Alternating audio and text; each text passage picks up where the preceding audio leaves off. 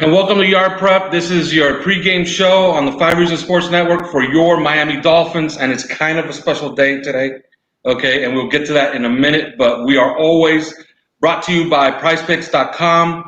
That's daily fantasy done right. That's 2, 3, or 4 players. Just pick 2, 3, or 4 players over or under their fantasy projection. If you get it right, you win. Use the promo code 5, that's FIVE, and you get a max bonus up to $100. So that's PrizePicks.com, fantasy done right. And of course, how can I not bring it up today? But it's kind of important that this T-shirt became reality, and you can pick those up at 5reasonsportsnetwork.com. I don't think we have a promo code for that, but it's just pick up 1, 2, 3, 4, 5. Pick up 1,000 if you can today. All right.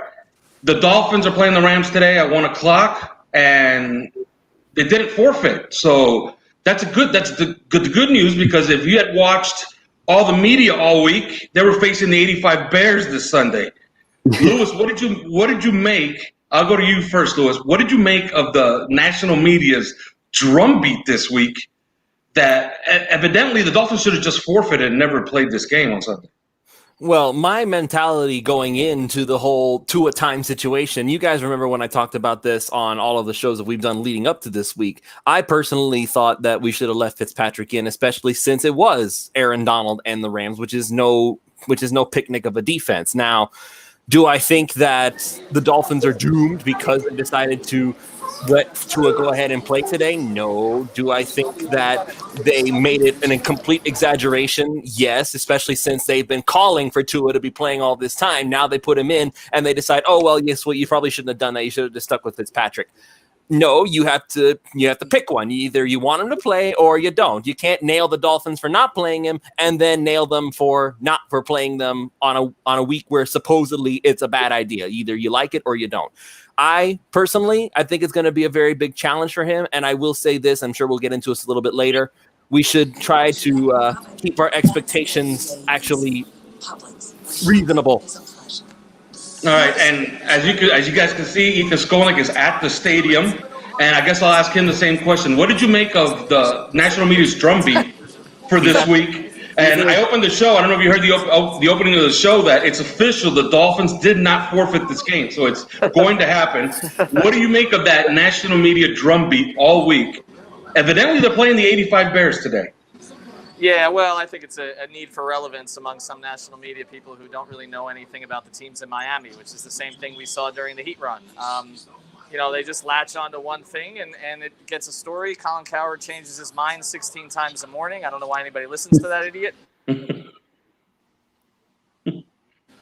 All right, he's frozen right there.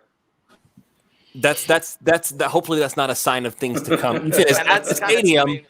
Jinxing to I'm back.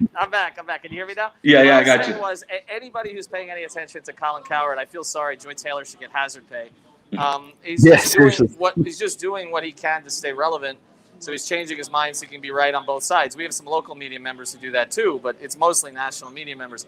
Here's all I would say about this. I heard what Louis said, and I agree with him. I think, to me, I did this on the Onside Radio show today. Look back at Russell Wilson's first few starts, okay? When he was the starter, when it's supposed to be Matt Flynn. He was a third-round pick, but he was given the job in camp by Pete Carroll. His first few starts, he averaged 157 yards a game. They won most of them, but he wasn't asked to do a whole lot, okay? And the same with Tom Brady when he took over for Bledsoe after the injury. I think we need to temper expectations. I would hope that the completion percentage is high. I think that there's going to be some short stuff to get him comfortable early. Maybe Gaskin gets a couple out of the backfield. They use Gesicki a little bit. But to me, if he's got a completion percentage in the 60s or higher today, doesn't throw more than one pick, I'll be satisfied with it. I just think we have to temper the expectations a little bit, and just, he's not going to come out and be Marino from the very beginning. And the game has changed, man. Like, you look at Marino's first start, he threw for over 300. He threw for 322 yards, but 3 touchdowns, 2 picks. Everything was downfield. That's not today's game. So no. It's going to be a lot different. I can tell you, just because I can't be here long, I'm going to walk you around the stadium just a little bit. And the big thing about it is it's going to be the most surreal debut any quarterback's ever had.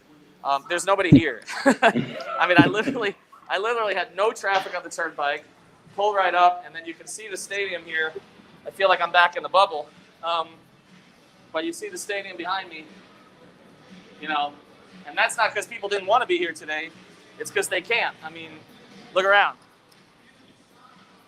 You're still going to hear the cheers for miles. Oh, absolutely. Miles. But I do think in some ways, I think it will calm Tua down a little bit. I think playing in a stadium with only 13,000 people or whatever it is, I actually don't think it's the worst thing in the world for his start. He did it at home and after a bye. The fans here will be into it, but there's not going to be that many of them. He can just concentrate on reading the Rams defense and trying to figure out what to do. Ethan, did you see Tua arrive at the stadium? Did you see the video of him arriving at the stadium with Ryan Fitzpatrick? I did. Okay, it's on every single channel, and everybody's making a big deal about it. Do you have any insight into what it was that he's wearing? No, I don't know. He should be wearing one of our shirts. That's all. I already plugged it at the beginning of the show right here. Well, I will say, anybody who wears one of our shirts here at the stadium will get retweeted. It'll be that one, Houtz's shirt, Feed Houtz. Houtz is hungry. That's the franchise shirt. So check those out. But yeah, I mean, look, I expect him to play well, but I don't expect him to be Danny today. That's where I come down. All right, let's move on to David. We already talked about the expectations, but I think what's getting overlooked here, and we're going to get Jakari in here in a second. What's getting overlooked here is that all week they spent the entire week talking about the 1985 Bears, which are now embodied in the 2020 LA Rams, and they're the second best scoring defense in the NFL. Do you know what the third best scoring defense in the NFL is, David? I do. It's the Miami Dolphins. The Dolphins only give up 18.8 points per game, so that defense is right there. So what do you expect from them? Are they going to have to carry the rookie quarterback in his debut today? Listen, I think the defense has to do their job today, obviously. I mean, the good thing is Jared Goff is not a mobile quarterback. They've struggled with mobile quarterbacks in the past, and Jared Goff is not one of those. Jared Goff likes to get the ball off with, in a very specific timing, right? So if the Dolphins can get him off of his spot, that's going to do a lot of the work for them, right? I mean, the key today for the Dolphins defense will be controlling the run, because the Rams run to set up the pass. Jared Goff leads the league in play action pass attempts. He has 93 play action pass attempts. So if they can, slow down the Rams rushing attack, which has been one of the better rushing attacks in the league, if they can slow down their rushing attack and force, Goff to operate out of traditional passing situations where they can't lean on that play action and kind of boot action, stuff like that, then they're going to be in business, because we've got two very, very good corners. And, Ogba's playing great these days. Christian Wilkins is playing pretty well. So, it's a matter of pressuring Goff so that he doesn't feel comfortable in the pocket at all. Yeah, Jakari, Brian Flores' defense, especially this year, but you could even go back to last year, they've had a lot of success against immobile quarterbacks. Do you think that they have a decided advantage here today against Goff and company? Mostly because the Rams struggle against man coverage. If you go ahead and look back at any team who plays man against them, they typically have a lot of problems. You've seen in the Super Bowl with that Flores called prior to him becoming the Dolphins head coach. Jared Goff was just atrocious. He could not make a throw to save his life. Once you pressure Goff, he starts to get antsy in the pocket. He starts to turn the ball over. So if Miami can get pressure today, that's fine.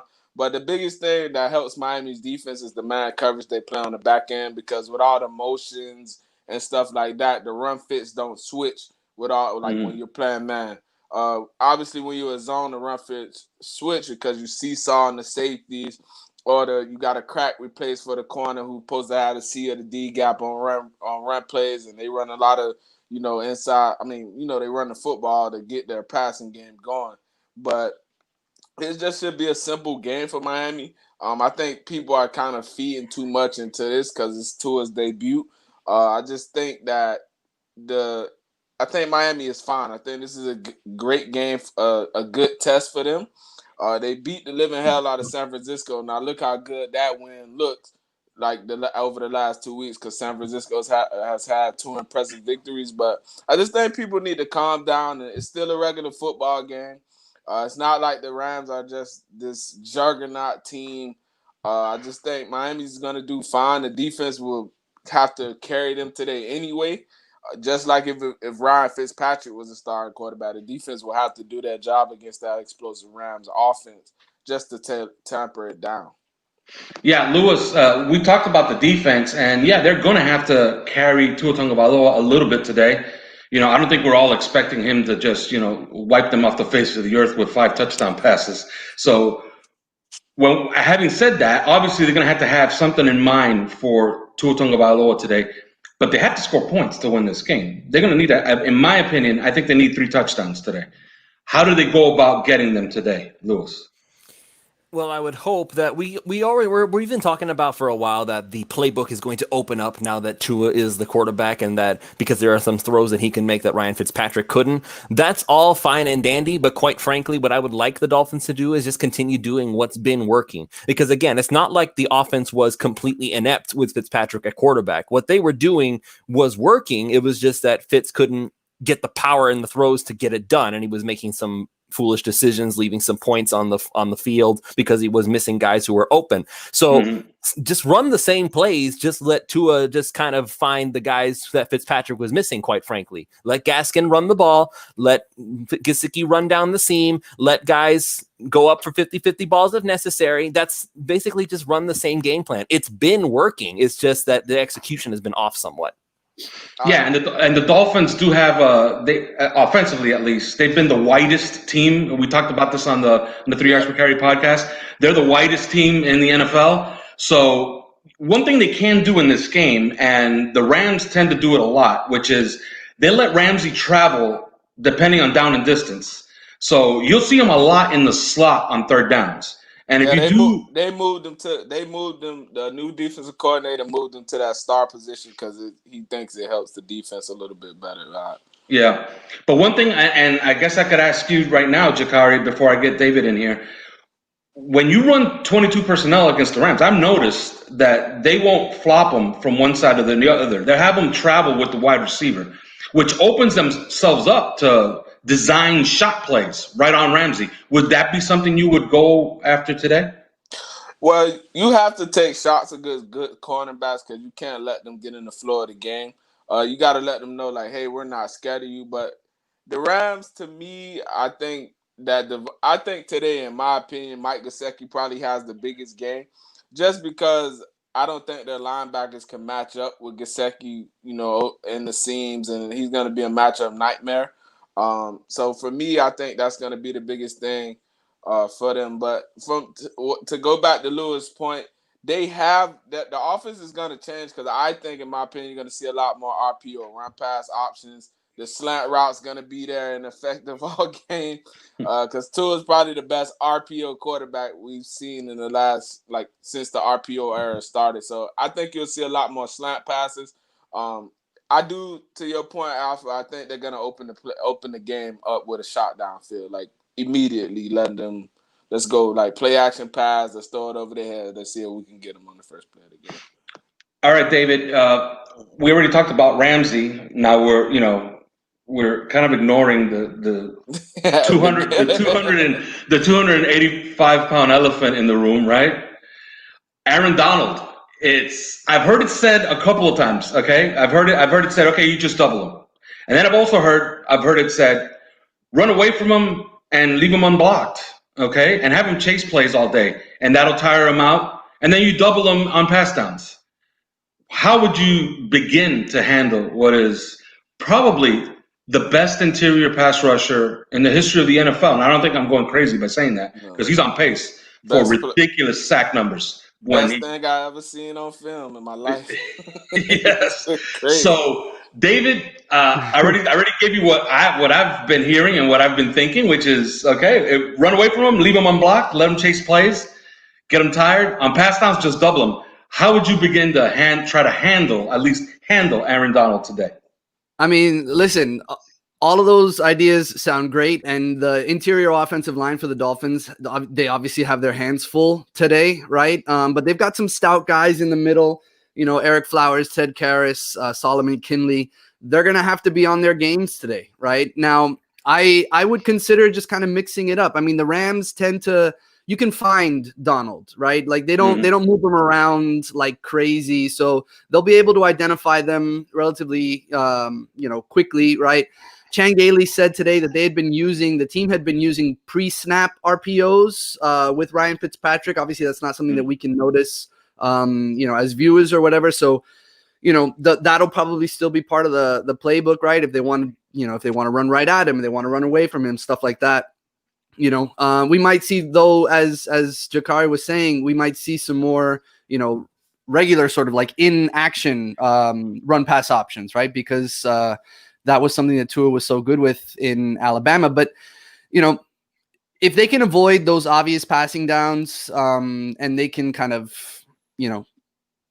double Donald when they need to, right? I mean, I think they're going to have to mix it up some. But for the most part, they have to definitely pay attention to him. But listen, Michael Brockers is no, slouch over there either. This defense, they have, what is it? Sorry, I have it right here. They've 86 quarterback pressures this year. They have 24 sacks, which is third most in the league. I mean, Tua's going to have to be quick with his reads. Like, he can't hang on to the ball today. 2.5 seconds, and that ball's got to go, because if he's holding it for too long, the Rams are going to get there, Donald and the rest of that crew. So, I would run away from him and have him chase the play some, and then, from time to time, run right at him. They've got to tire him out. And, the Rams are coming east. It's an early game on a short week for them. Hopefully it's nice and hot out there. So that could help the Dolphins some, but they've got their hands full. That's for sure. Yeah, as far as weather, by the way, it's 80 degrees and it's absolutely gorgeous. And I have the weather forecast for the entire game. No rain. No rain. We were talking about 10-mile-per-hour winds, 82 degrees. Perfection. So there's no excuses as far as the weather. So, Lewis, we already talked about Aaron Donald. We talked about Jalen Ramsey. So I'll ask you for both questions. What do you do for Aaron Donald? And would you avoid Jalen Ramsey and just attack the other side of the field today? Well, as far as Aaron Donald is concerned, there's not really much you can do to really stop him. Like, you can try to get Solomon Kinley and Robert Hunt to maybe try to muscle them together and see if maybe that's kind of enough to slow him down, because eventually he's going to make like the Hulk and get them out of their way anyway. So, and that's also part of the reason why I'm going to bring this up as well. That's part of the reason why I honestly don't expect a lot of change in the Dolphins game plan. Again, I do expect there to be some change. To Jakari's point, there probably will be some read pass option, just because, again, that's what Tua's really good at, right? But there needs to be time for Tua to do what he's going to do, and Aaron Donald is not about to make that easy for him. Michael Brockers either, that to David mentioned. So the Dolphins need to focus on getting that ball out quickly. Just snap the ball, find your guy, throw it. Basically what Fitzpatrick was doing this whole time. That's why I say that there's not going to be that much of a change in the Dolphins game plan. Now, as far as challenging Jalen Ramsey, from what I've understood, is that Ramsey is a lot like Xavier Howard. Covering is not really the meat of his game. He's the turnover guy. He's somebody. Jakari wants to argue. Go ahead, Jakari. I'm going to let you talk. Nah, Ramsey can cover. The reason why you can beat him is because he jumps a lot of short routes. Like he will jump some double moves. You can double move him and stuff like that. Right. So his coverage is not his bread and butter. It's his ability to make turnovers. But in doing so, he ends up making mistakes sometimes. Yeah, he's also very, very grabby. So I would look for the Dolphins to try to get a couple of flags on him today. They also have, the Rams have Darius Williams on the other side, their other wide corner. He's only 5'9", he's been playing really well for them though. Yeah. He has, but he's 5'9", and Preston Williams is 6'5", so there's some physical advantages over there. And the good thing that the Dolphins are facing here with this Rams defense, they don't blitz a ton.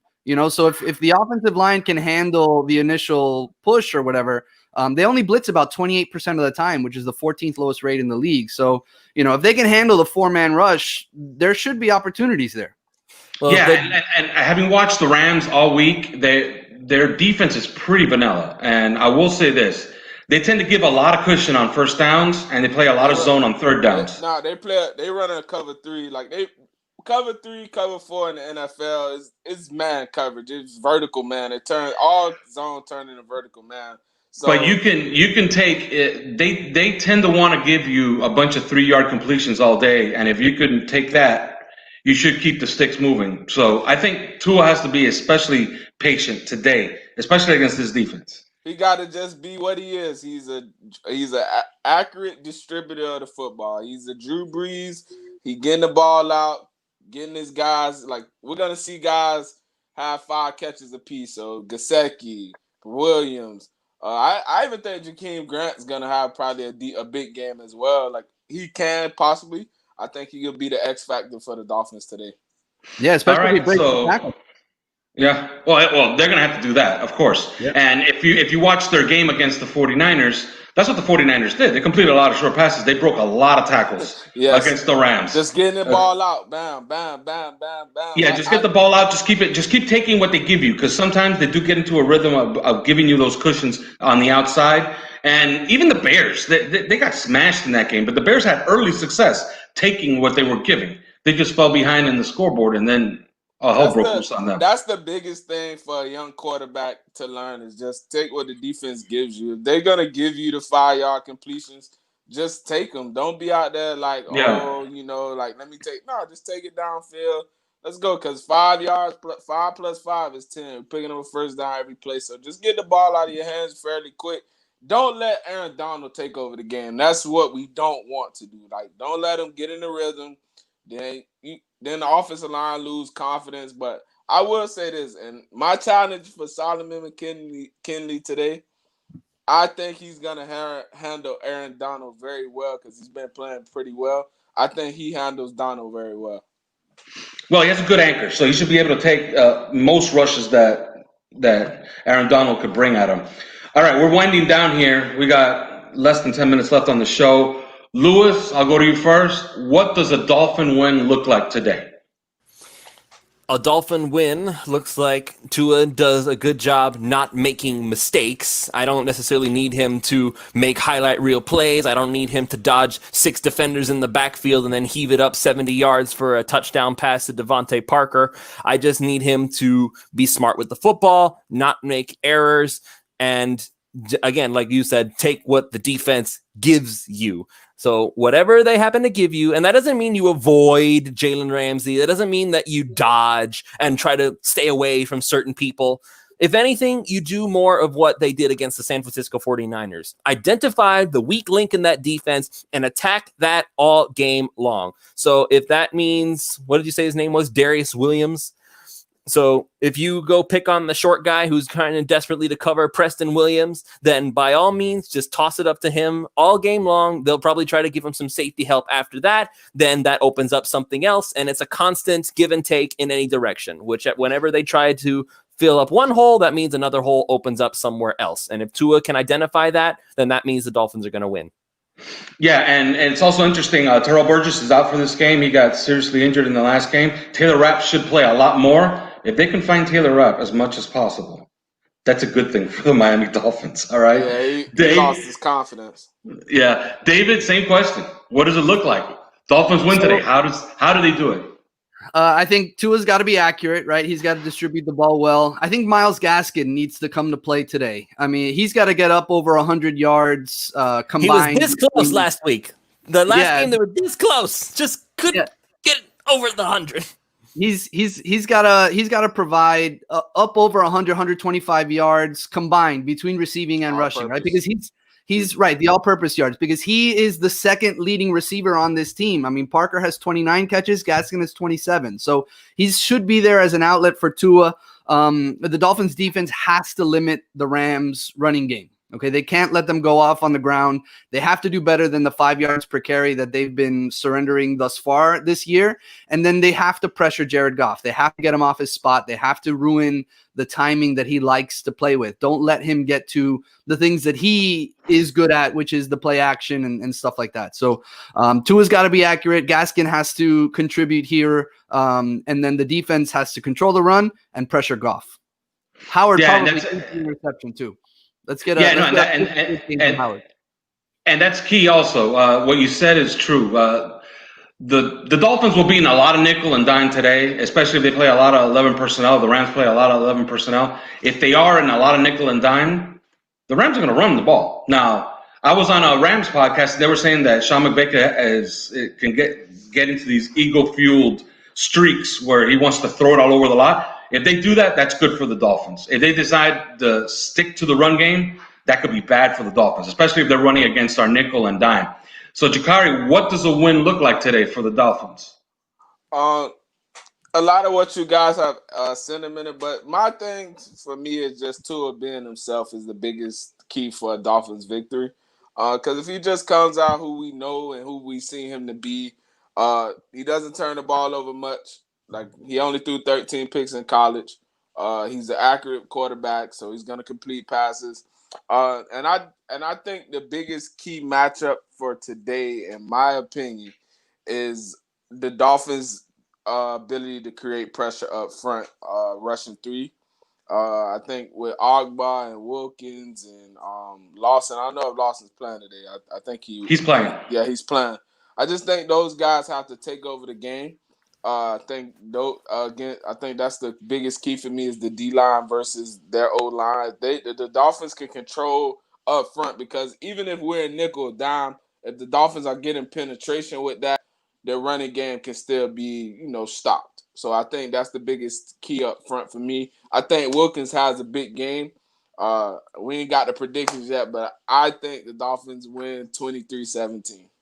All right, and then I guess we could go like that this way now, since Jakari just kicked off the predictions, and we got to get out of here now inside of 3 minutes. So, Jakari, you said already 23-17, and I'm gonna get to you, Louis. You said 23-17, so we already got that out of the way. How does Tua play today, Jakari? Give me a rough estimate what you think he does. I give him 250 yards, probably 18 or 25, 250 yards, 2 touchdowns.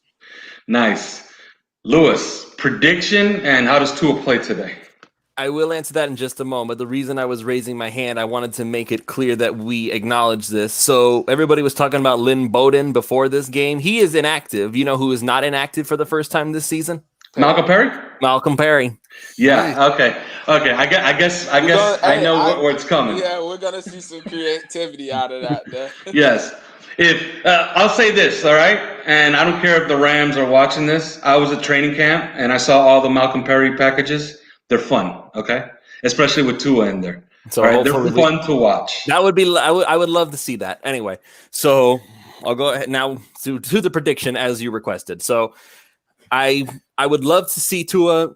My prediction is that Tua throws around 250 yards, maybe he gets 2 touchdowns. I think he will throw 1 interception just because, again, he's a rookie. He's going to make a few mistakes. And I don't want to hear about the Justin Herbert and Joe Burrow. I've seen a lot of people when I put out my little let's temper the expectations thing. Everybody was like, oh, but Joe Burrow and Justin Herbert. I don't care, man. Joe Burrow I don't care. He has a lot of empty calories for his stats because, I mean, can't have 60 completions. 60 pass attempts for 300 yards. That's terrible. So, but anyway, I expect Tua to be around 250 yards, 2 touchdowns, probably a pick. But I think the Dolphins will squeak out a win here. I'm going to be thinking of somewhere along the lines of 26-23, and it may even be on a Jason Sanders winning field goal. All right, well, we're kind of like simpatico here, all 3 of us so far. Let's see if we keep it going. David, how does Tua play, and what happens today? I think Tua is going to play well. I mean, if he's patient and he stays sort of within himself and he doesn't go crazy trying to challenge the ball downfield. I mean, the Rams have a good safety back there in John Johnson, so he's got to be careful with those shot plays. But I think he plays well. I'm with you guys. I'm thinking right around 250 yards. At least 1 touchdown. Hopefully he doesn't turn the ball over because if he turns the ball over, we're gonna probably have some difficulty winning this game. But if they're able to protect the ball and protect him specifically, and he protects himself, right? I think the Dolphins can win this one 20-17. Yeah, we're all basically in agreement. I see the same thing. I see Tua throwing for around 247-ish, 250. I see him throwing 1 touchdown pass, and I see him running 1 in. By the way. Okay. He's very athletic. People forget about that though. Yeah, I could see us running a play from the 8-yard line, him scrambling and running it right in as they just watch him. I've If been- he starts scrambling, I'm going to close my eyes because I don't know that I can handle him running around like that. I've been wary of mentioning Tua being able to run ever since I got nailed for that comment before he was even drafted. He can like you seen his brother on Friday. He's athletic enough to run. You don't have to be Lamar Jackson. Yeah, Tua's not going to run for 100 yards, but can he sneak out and get you a couple of first downs as the defense is all the way upfield? Yeah, he could sneak out on 3rd and 8 and get you 10 yards and run right out of bounds, which he should do today, by the way.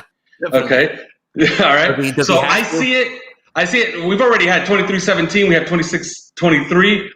Might as well just fit right in, and I'm going to say 23-20. And it's a slugfest. It doesn't look pretty, but Jason Sanders hits a field goal to win it as time expires, and the Dolphins move on to 4-3. I got Tua going over his 16-point projection on Prize Picks. Yeah, that was. There you go. You know what? I think that's a good bet, to be honest with you. Yeah. All right. That's it. That's it for this week on Yard Prep. You can catch Lewis on the postgame show as soon as the game is over. He'll have his own cast at that time. I believe Kai will be with you. I don't know if Jakari will be with you. Who knows? Maybe I jump on. Everybody is welcome. It's never a set group of guys. If Kai wants to come in, he's in. If Michael wants to come in, he can come in. If Manny wants to hop around for like 2 seconds and disappear, he's in. Hey, I got one more upset today. I got the Patriots beating the Bills. Oh boy. Oh, No, don't do that. I would have loved. Honestly, I want to keep pounding on them Patriots. Let them. Hey, if that happens, that means the Dolphins are tied for the lead in the AFC East. I don't care. Make the Patriots suffer. I don't care. Make the Patriots suffer. We've suffered at their hands long enough. Let them know what it's like to be the bottom of the barrel. All right, that's it. There is no more show. Go enjoy your pregame shows. Go enjoy the game, especially at 1 o'clock. You got a beautiful day for you fans out there. Enjoy it. For the rest of you, Lewis will have you covered.